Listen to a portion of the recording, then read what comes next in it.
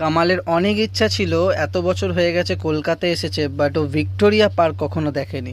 তাই জন্য আজকের ছুটির দিনে চলে এসেছিলাম আমরা ভিক্টোরিয়া পার্ক।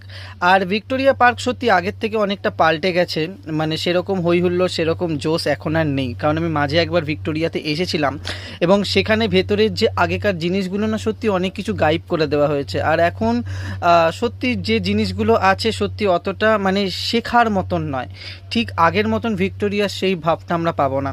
যাই হোক, তবুও আশা। এবং ভিক্টোরিয়ার ভেতরে এক্স্যাক্টলি কি দেখা, আমার যদিও দেখা অনেকবার, তো কামাল কখনো দেখেনি, তো তার জন্যই বেসিক্যালি এখানে আসা এবং সেইগুলোকে ঘুরে ঘুরে তাকে দেখানোর থ্রুতে তোমাদের কাছে পৌঁছে দেওয়া।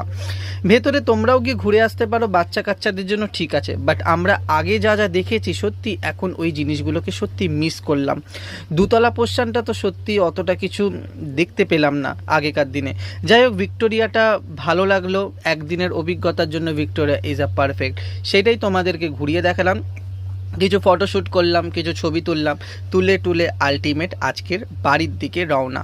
দেখা হচ্ছে খুব শীঘ্রই নতুন ভিডিওতে। টাটা।